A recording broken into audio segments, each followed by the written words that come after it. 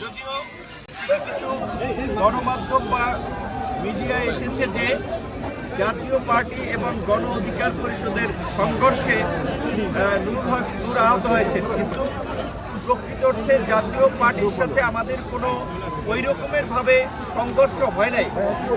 আপনারা দেখেছেন যে আমরা মিছিল নিয়ে যাওয়ার পথে আমরা অধিকাংশ নেতাকর্মী আমাদের কার্যালয়ে পৌঁছে গেছে, আর মিছিলের শেষ প্রান্তে কিছু লোক যখন এই ফ্যাসিবাদের দোসর ভারতীয় দাবেদার এবং এই দেশ বিরোধী অপশক্তি জাতীয় পার্টির কার্যালয়ে, যেটাও জাতীয় পার্টির এসালমের বিল্ডিং, সেইখান দিয়ে আমরা যাওয়ার পথে তারা তাদের কার্যালয়ের মধ্যে থাকা সন্ত্রাসীরা আমাদের উপরে ঢিল মারে, দু একজনকে কাপড় টেনে ধরে। আমরা কিন্তু অনেকে তখন আমাদের কার্যালয়ের সামনে চলে আসছি, আমরা সংবাদ সম্মেলন করার জন্য প্রস্তুতি গ্রহণ করছিলাম। তখন আইন শৃঙ্খলা বাহিনী, যাদের সাথে পুলিশ এবং সেনা সদস্যরা ছিল, তারা আপনার রাস্তা থেকে যাকে পেয়েছে তাদেরকে পেটাতে পেটাতে আমাদের কার্যালয়ের সামনে আমরা সংবাদ সম্মেলন করার জন্য দাঁড়িয়েছি, সেই অবস্থায় আমাদের উপরে হামলা করে। এবং এই বাংলাদেশের এমন কোনো মানুষ নাই যারা ভিপি নূরকে চেনে না। পুলিশ এবং সেনাবাহিনীর সদস্যরা নিশ্চয়ই চেনে।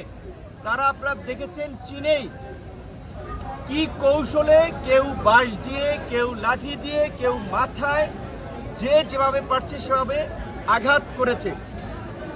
পুলিশের ঊর্ধ্বতন কর্তৃপক্ষ জানিয়েছে পুলিশ এই ঘটনায় জড়িত না, পুলিশের পক্ষ থেকে কোনো নির্দেশনা দেওয়া হয় নাই। সেনাবাহিনীর অনেকে বলেছে যে সেনাবাহিনীর পক্ষ থেকে কোনো নির্দেশনা এরকম ছিল না। তাহলে এই ঘটনাটা কারা ঘটেছে? ভারত থেকে জিন এসে শেখ হাসিনার জিন নাকি মোদির জিন এই ঘটনাটা ঘটিয়েছে?